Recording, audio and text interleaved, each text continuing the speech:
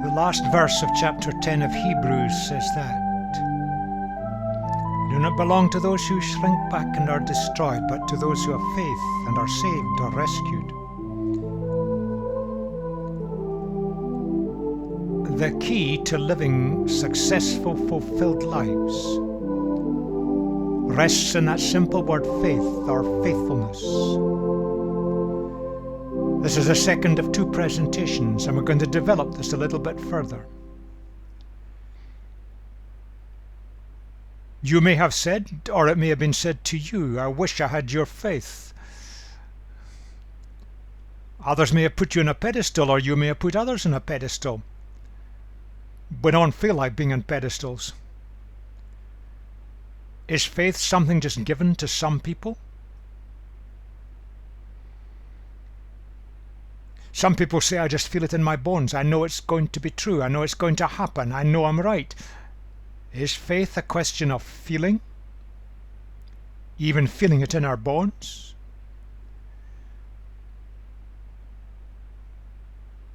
Those around about who criticize religion in general and Christianity in particular look upon it and say, well, you believe stupid things. Stupid in the sense that they're contradicted by the evidence. There's a lot of that going around in religion today. But is that what faith is involving? Believing things that simply don't fit the evidence? Or is it a leap of faith? We trust there's something there to catch us, something to step on, but we can't see it. Some have reduced faith to the ABCs of faith. Believe A, believe B, believe C, sign here, you're in, you've got faith, you're one of us. Can faith be reduced to a set of beliefs? Beliefs may be important,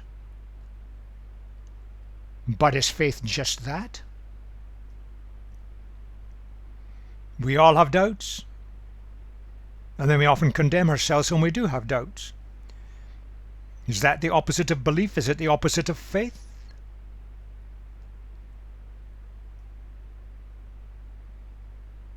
Then we think we've got to have more faith. So we grab a Bible, screw up ourselves in prayer with determination. I will have more faith. I will trust more. Is faith a matter of self-effort in that kind of way?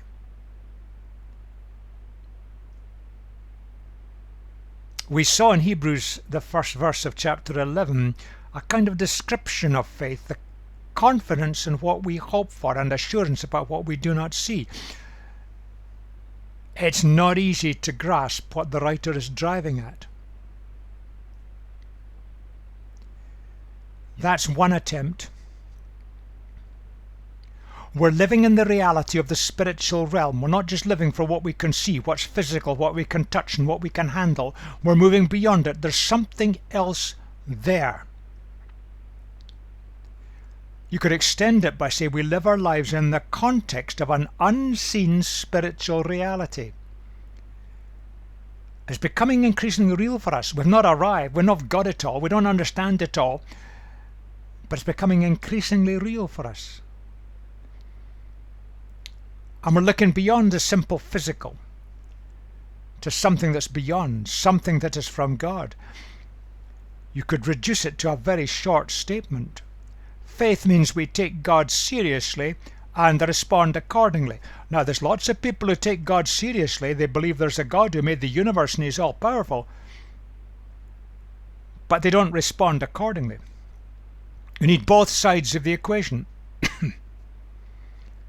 We need to respond to all that God is, all that he's said, and the purposes in the way he set up this world. We take God seriously and respond accordingly.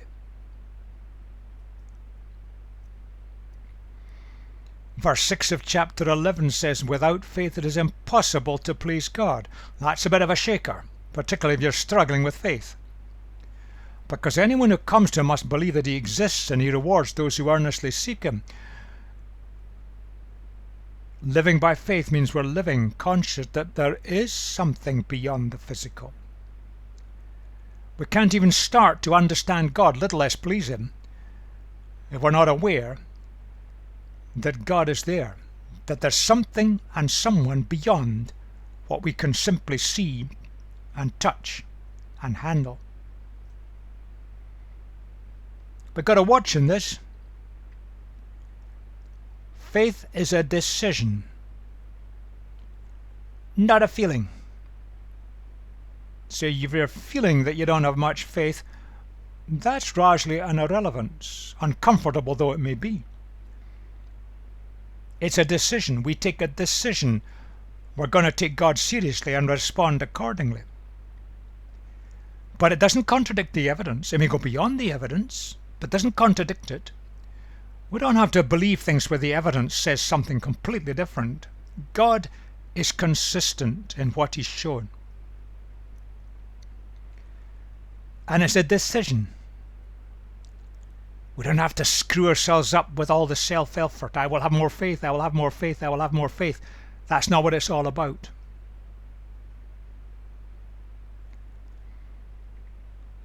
Living by faith means that we make sense of the practical issues of daily living. That's real life. We see them from a spiritual perspective. The realities of the physical are there. We don't deny it. We don't deny the evidence sitting in front of us. We're looking beyond it. We're looking for something that God alone can show us. But that does not mean we live in a world of make-believe, where we become detached from reality. We're believing things which are contradicted by the evidence. And if you look at religions worldwide, including aspects of Christianity, there's a lot of that, and it's crept into Christianity as well. That's not what faith is all about. Faith is living in the real world. It means action. We respond. It's not simply adhering to some belief system. The belief system may be great, but faith is something beyond that. It's a word of action. We respond to God because we take Him seriously.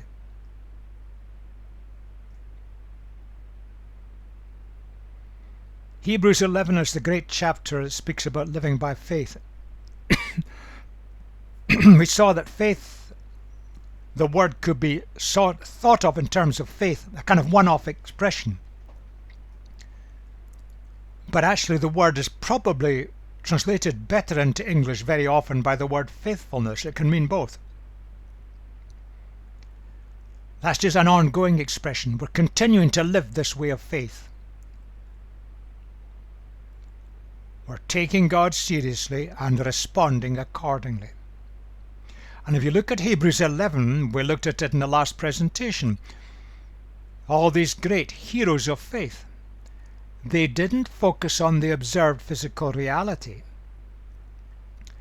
They saw something beyond the physical reality. It was real physical reality, but they saw something beyond it, and they lived by it and for it. That's faith. And their actions and decisions. That's what faith's all about. It's an action word. It's a decision word. It's a response word. They were guided by the understandings God had given them. Didn't all get it right. None of us do.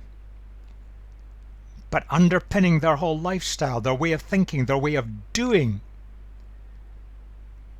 was the sense that God was there and had a purpose and a direction. You could put it that way.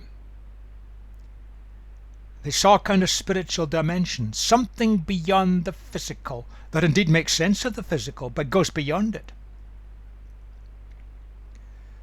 Someone said that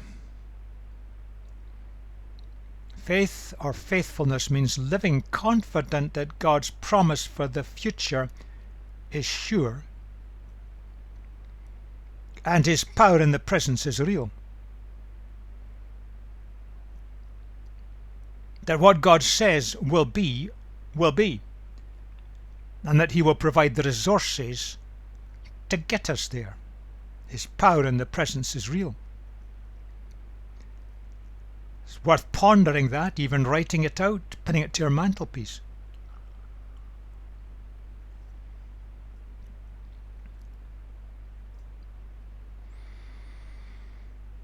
These folk in Hebrews chapter 11 listened to God. They took him seriously. Then they acted. They took action. They did something. It wasn't just in their heads.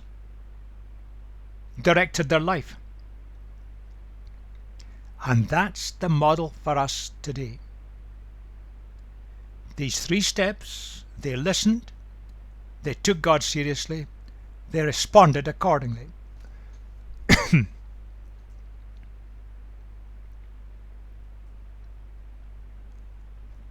Let's look at the end of the chapter before we go into chapter 12. What more shall I say? I don't have time to tell about Gideon and Barak and Samson and Jephthah, about David and Samuel and the prophets, who through faith conquered kingdoms, administered justice, gained what was promised, shut the mouths of lions, quenched the fury of the flames, escaped the edge of the sword, whose weakness was turned to strength and became powerful in battle and routed foreign armies. All of these things were things they did. Women received back their dead, raised to life again. There were others who were tortured, refusing to be released so they might gain an even better resurrection. Some faced jeers and flogging, even chains and imprisonment. They were put to death by stoning. They were sawn in two. They were killed by the sword. They went about in sheepskins and goatskins, destitute, persecuted, ill-treated. The world was not worthy of them. They wandered in deserts and mountains, living in caves and in holes in the ground. Despite life being against them, they went on. They were all commended for their faith. Yet none of them received what had been promised. It didn't come instantly. Since God had planned something better for us, that only together with us would they be made perfect.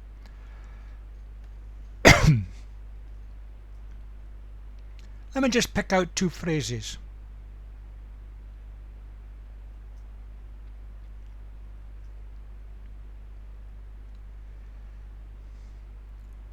People who live by faith respond to God and respond accordingly, living for Jesus. Society often rejects these people, marginalizes their voice, makes full participation in that society impossible. And that's happening on a large scale in the world today. Look what's happening to the followers of Jesus in China, North Korea, India, Sub-Saharan Africa, Islamic states, and now the voice of the followers of Jesus is being marginalized in the West. But that goes along with this. When we take God seriously and respond to him accordingly, God honors us. He crowns us with success. Not the success that the world sees as success, but there are conditions. We need to listen to him and respond in obedience.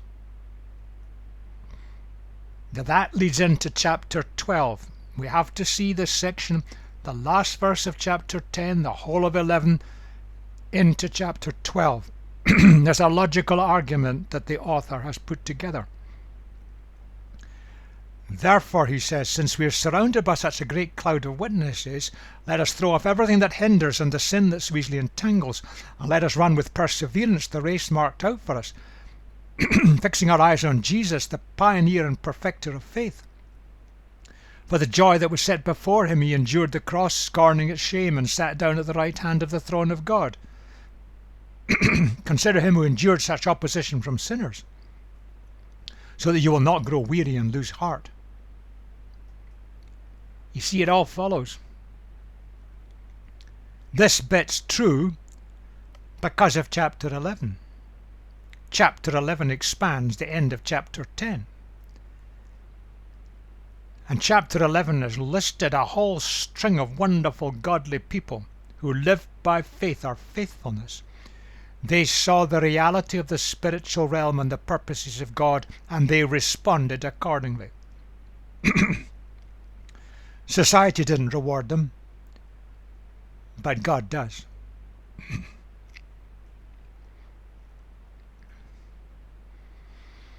When we read a sentence like that, or that bit of sentence there, we start to feel a bit edgy. What's the writer actually driving at? In the light of all of this, of all of these people in the past, these great examples of faithfulness, how are we to react? And it says, this sin. But the word there is speaking about sin as a principle. If you like, the word means kind of missing the mark, going off in the wrong direction of life. God has fired the arrow of your life. There is a target that he has in mind for you, but you've chosen to go the wrong way. You aren't going to hit the bullseye, but you're not even going to hit the target. That's what it means. We have got to keep ourselves fixed on the target, what God has for us, the right direction in life. It's not speaking about specific wrong things we do and mistakes we make. It's something bigger than that. Now, the people who would get this letter, they were living in a situation where there was opposition, resistance, and persecution, and the temptation was to give up. They'd come from a Jewish background, and the Jewish establishment were trying to force them back by economic pressure, probably, boycotting their businesses. That happens in Islamic lands today. They couldn't feed their children. The Roman authorities saw them as seditious because they wouldn't worship the emperor. So they faced imprisonment, torture, or execution. It's coming at them from both sides. You see, we want a quiet life, don't we? If we're honest. And when things are really down and the opposition's powerful, there's a kind of tendency, let's get a low profile.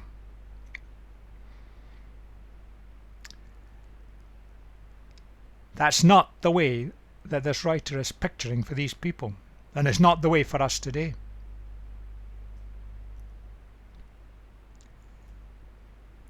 Jesus, the pioneer and perfecter of faith. In fact, in the original it's the faith. Again, it's the principle of living by taking God seriously and responding accordingly. Look at the life of Jesus. He carried out what God wished him to carry out. I speak of him as a human being for the moment. He's given us the perfect example. He did not make mistakes. So that's a way of life. Chapter 11 has exemplified it.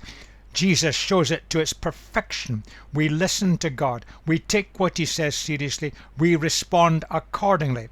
So we've got to fix our eyes on Jesus. Fix our eyes on his way. Commit ourselves by decision to living that way. He showed us how to do it.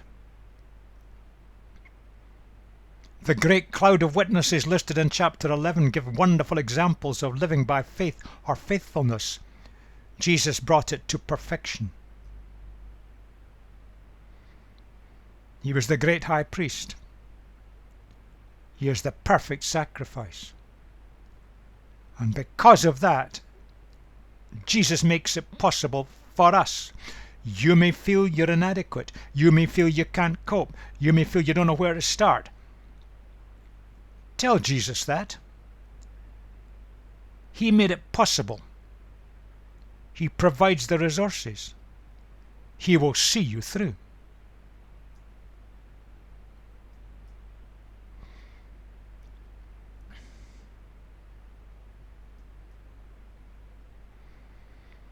Fix your eyes on Jesus. Consider him who endured such opposition from sinners, so you'll not grow weary and lose heart. The word sinners there is the same word root, People whose life direction is going the wrong way. Now, if you look in the world today as it was in the days when this letter was written, there's large numbers of people who live their lives. Their goal, their aspirations, their desires in life, they're not really what God wants. The arrow of their life has been fired, but they have chosen to deviate from the path God wants for them, which is the best path. They're going to miss the bullseye. They're going to miss the target. Jesus faced that from the religious and political establishment of his day, whose life direction was going the wrong way, living for self, for possessions, for power, for influence, for status. There are the equivalents today. It hammers us when we face that all the time. We mustn't grow weary and lose heart. Jesus didn't give up. Even in the Garden of Gethsemane, when he knew what was facing him the next day, he didn't give up. He saw it through to the end. He took God seriously, responded accordingly. He did what God wanted him to do, because he could see the outcome. He saw the benefits that his death and resurrection would bring for humanity.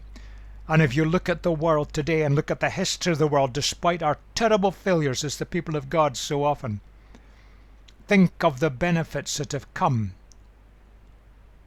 through the followers of Jesus who went the way of Jesus, who lived for him, who sought the best for others, who broke the bondages of human slavery, who gave women their freedom and equality,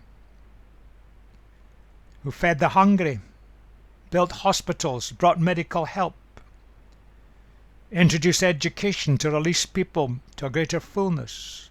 We could go on. Almost all these things that developed in the West came from the followers of Jesus of the past. But the opposition's there. There are many in society who are simply firing the arrow of their life in the wrong direction. We can live for what we can get from life,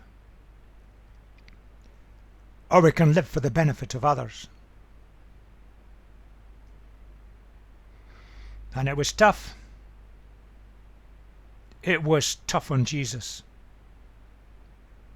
He knew what he was heading for. No one in their right minds would want to go through death by torture publicly. And some of the great heroes of faith in Hebrews 11 went through parallel experiences, but never quite as bad.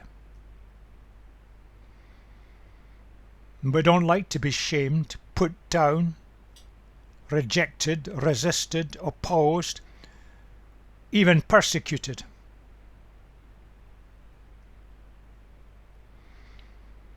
And when it says he sat down, that's a picture of the task totally completed.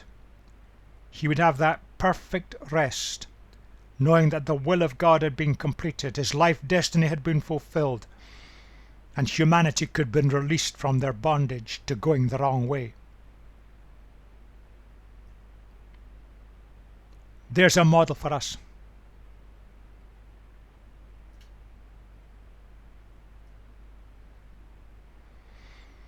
You see, it takes perseverance to keep going on the track onto which God has directed us.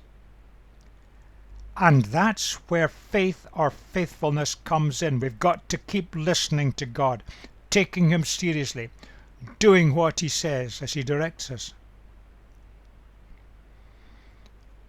But when things are really tough, look at Jesus. Fix your eyes on Jesus. What does he want? What does he want from you? What does he want you to do and to be? That's the central goal.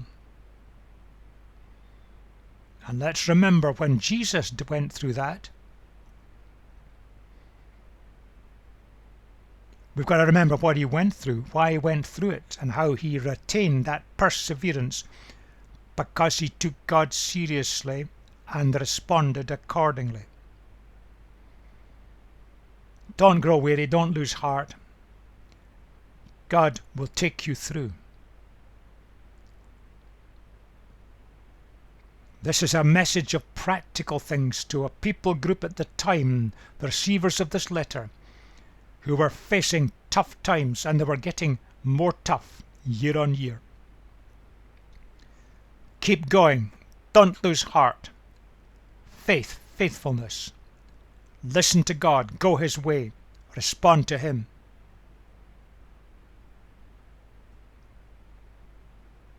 That's living by faith. Living in the reality of the spiritual realm.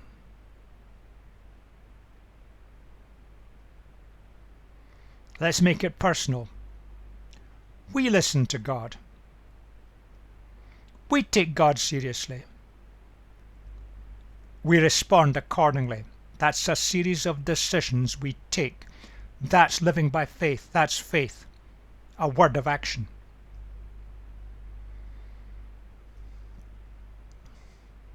And if you look back at chapter 11, all these great men and women of God, they saw the spiritual dimension behind the physical world. They saw what God was going to do. They didn't see it completely, but they hung on in there. And back to that statement of confidence. Living confident that God's promise for the future is sure. And his power in the presence is real. There is a destiny, there is a goal, and he will see us through.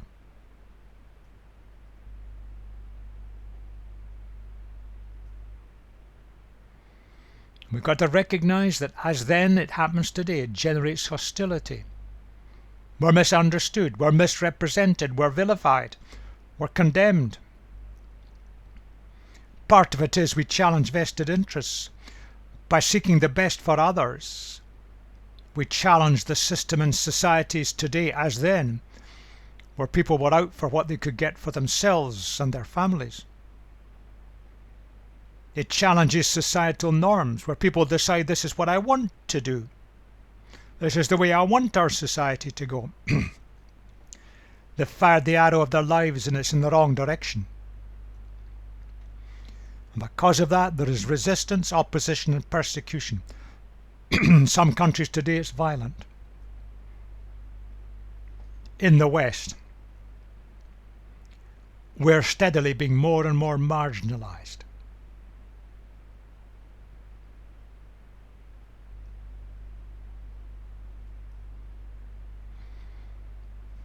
The key to endurance is faithfulness. Hang on in there. Listen to God, take him seriously, see the end go.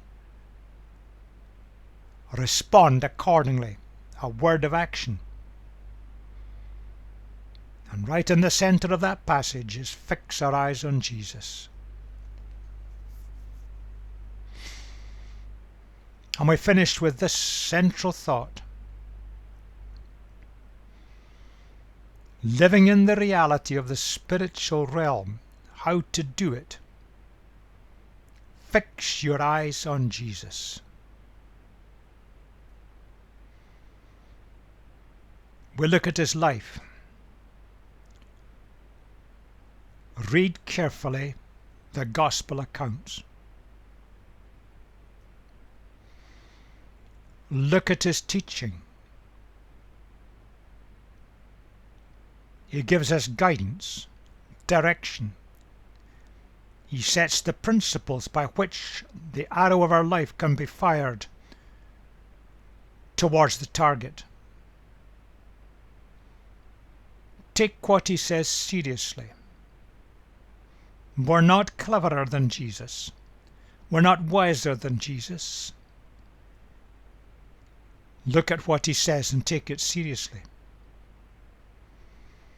He had an end goal: to release humanity from their bondage to going the wrong way. Look at the end goal for us. Look at the end goal that was his. Then we start to see life from his perspective, not by our human judgment, which is so often, even at our best, somewhat flawed. Look at it from the way he sees it. But we need each other. Don't go galloping off with all kinds of visions and things that have come directly to yourself. Talk to each other, share with each other, pray it through, help each other, because we can correct and direct and help and support each other in wonderful ways. God is not just speaking to you. He could be speaking to many people around about you.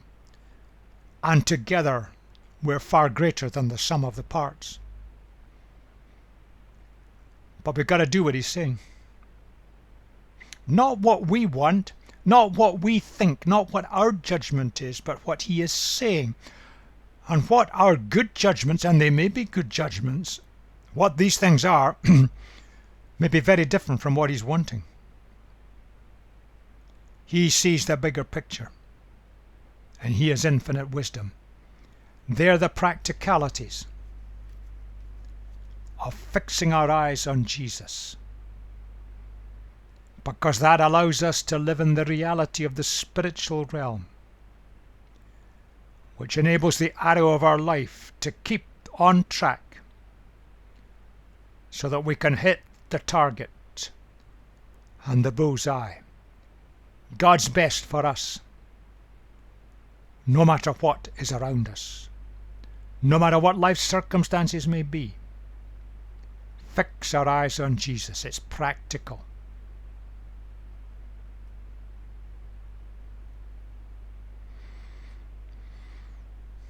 There was a hymn written in the early part of the 20th century.